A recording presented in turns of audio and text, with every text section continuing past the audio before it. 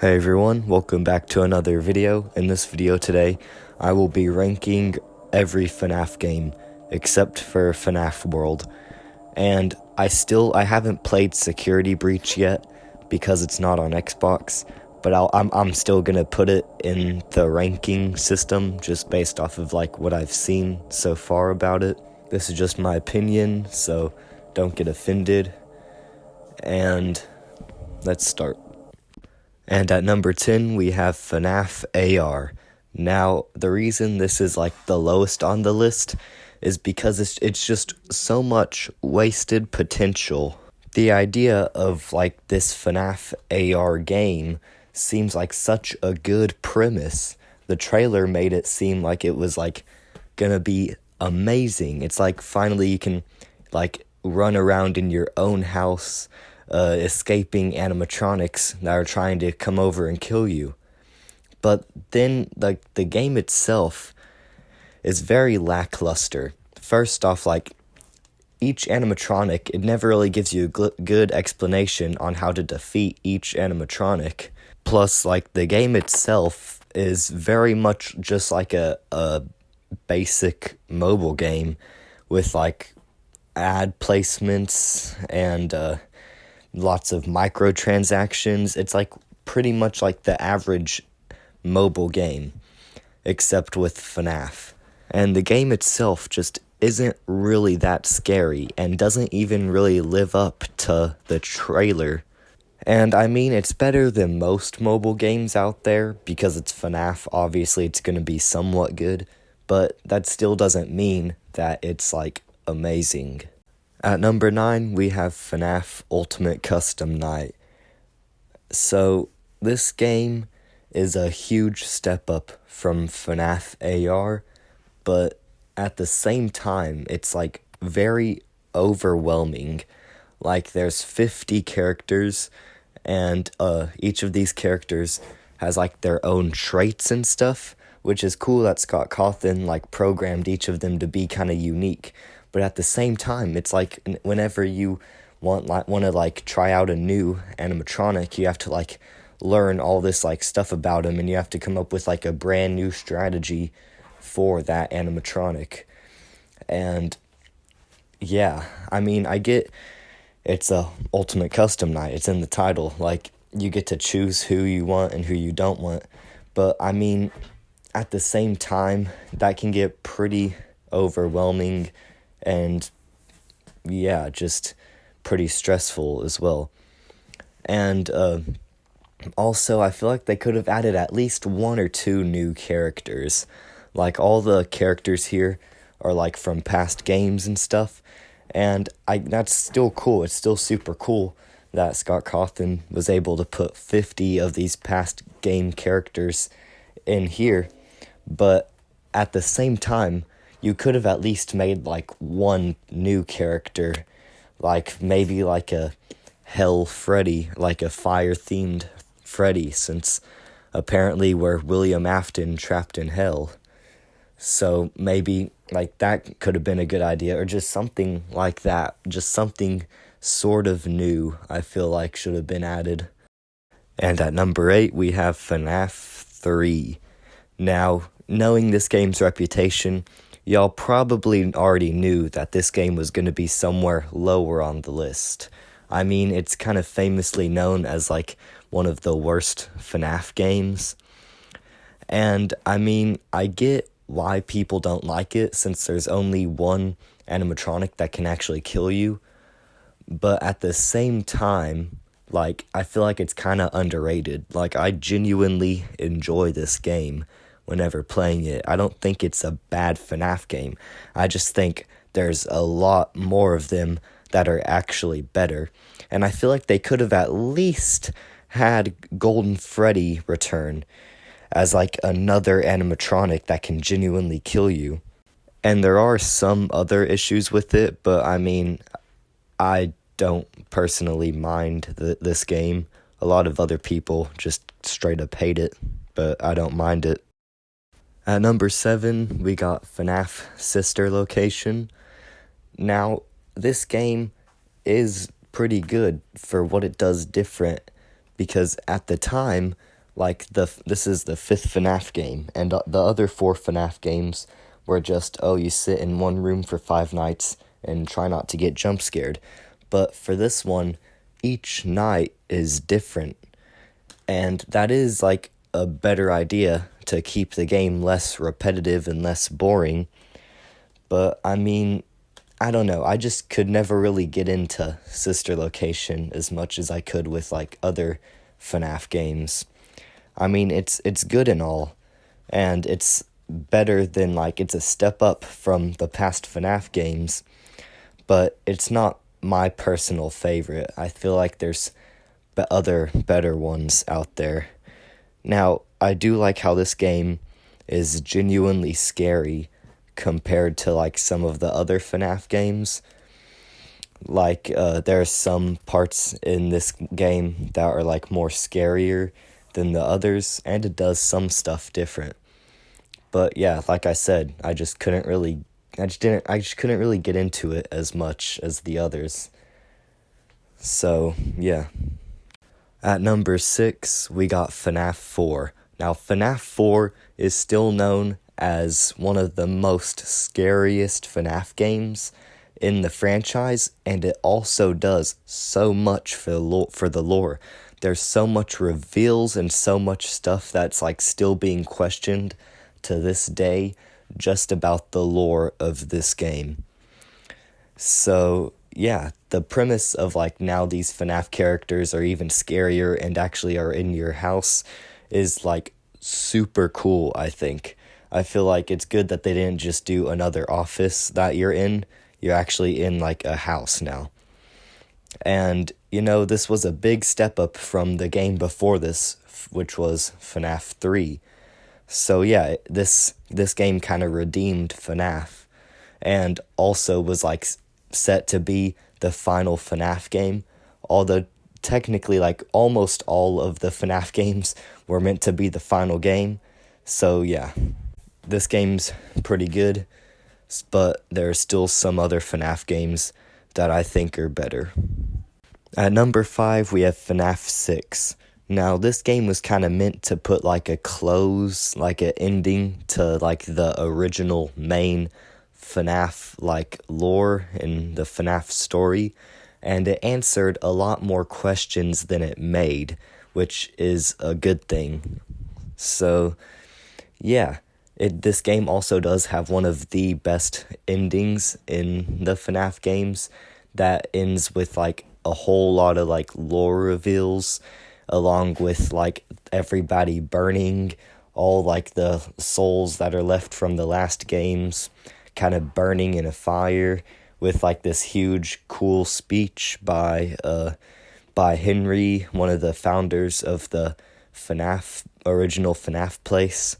Now, this game also has another feature that none other FNAF game had, which is where you can kind of create your own FNAF building or FNAF place, which is pretty cool. And then, like, during the day, while everybody's, like, at your restaurant doing their, like, thing, you get to, like, pretty much go into this, like, air vent shaft area and pretty much, like, do tasks as you try to, like, pretty much survive the animatronics.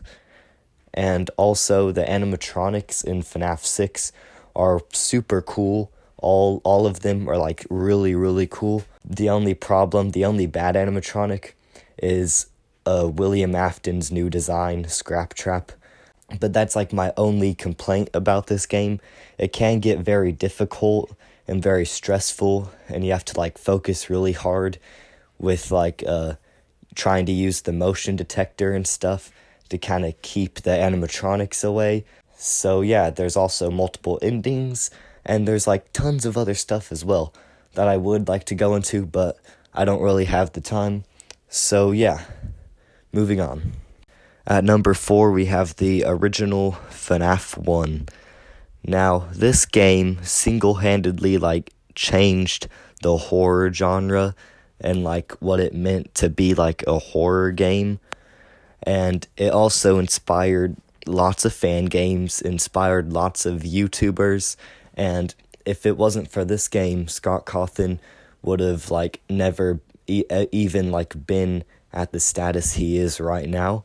Like he was planning for this to be his final game, as most of y'all already probably know, but then it did like so well. Like he decided, here, I'm gonna make this a franchise. So yeah, this is kind of the groundwork for everything. And it also still holds up pretty well today. Like it has like the perfect like FNAF atmosphere that unfortunately we can't really get much nowadays. And yeah, it just still really holds up. It's still a really like balanced sort of gameplay with like the power supply and the doors and cameras. And yeah, it's still really fun to this day. At number 3, we have Fnaf 2. Now, I'm a bit biased with this one because, in my opinion, Fnaf 2 is like the most nostalgic. But, like, it's still also like really good gameplay-wise. It's a way bigger step up, like 2 times the animatronics, 2 times the like things to do, and also 2 times the stress of like Fnaf 1. Now you have like a Freddy mask that you gotta put on, but at the same time you gotta like shine the light in the hallway, along with like winding up the music box. So it's just like a lot to do. And in the later nights it can get really stressful and really hard, but it's still a really fun time nonetheless. It also seems to be a lot more scarier than Fnaf 1, since like the animatronics get a lot more up in your face compared to Fnaf 1, where you just see them in the mirror of a door. And yeah, speaking of doors, there's no doors in this game. So yeah. I do also think the animatronic designs are like a lot more creepier in this one. And I feel like it's just like a step up overall. So yeah. So for number 2, we have Fnaf Security Breach. Now, the way I see it, there are many good things and many bad things about this game. And I just want to also say I haven't played it myself. I've only seen what I've seen off of YouTube. Like, I haven't actually played it myself because it hasn't came out on Xbox. So yeah, I might not be fully correct. But to just start off, this is not a horror game. If you come into here thinking this is a horror game, you're going to get disappointed. And you know, that's sort of a bad thing, the fact that it's not scary. But I mean, at the same time, like, the gameplay itself and stuff is really cool. It might be really colorful, but I mean, that doesn't mean that it's bad. There is lots of glitches and stuff, but to be fair, Steelwool Studios, the company that made it, is a like small indie developing company, you know? So like it's not like some big company like Activision. So they did very well considering the size of the company itself that's creating this. And also, like, not to mention, this is one of the biggest FNAF games we've had in a while.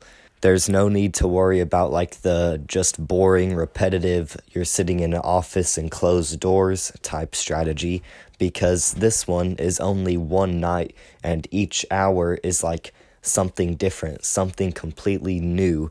You get to actually roam around for once in a FNAF game.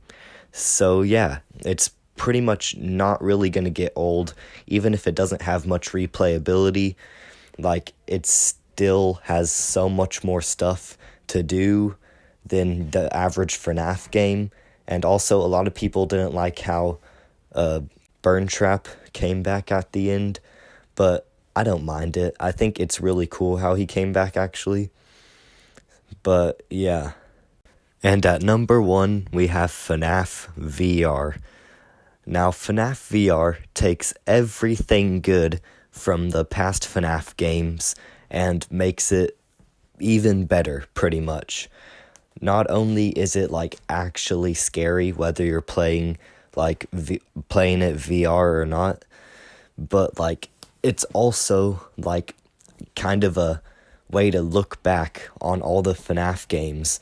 This game brings like stuff and elements from old FNAF games, like it brings like the FNAF 1s, 2, and 3 in VR, but it also has like a lot other like newer like mini games and stuff that it does. It expands on some of the past ideas and mini games in the FNAF franchise and makes them even better, and also brings new stuff to the table as well. This is what FNAF Ultimate Custom Night should have done, instead of just like making it only about like the old FNAF characters. They should have like also made a bit of new ones, but this game does it amazingly. I fully completed this game on console, not on VR, and I also like genuinely really liked it, even like when it's not on VR. It does almost everything right, and the ending where you pretty much end up getting lured to the back of the pizza place, along with going through a mashup of all the other like offices and stuff throughout the FNAF games. It's just like this, it's just a really, really good ending. So yeah, that's why Fnaf Vr is the best FNAF game, in my opinion. But yeah, that's it for this video. Make sure to like and subscribe, and if you want, tell me what your thoughts are on like the FNAF games in the comments. So yeah, see ya.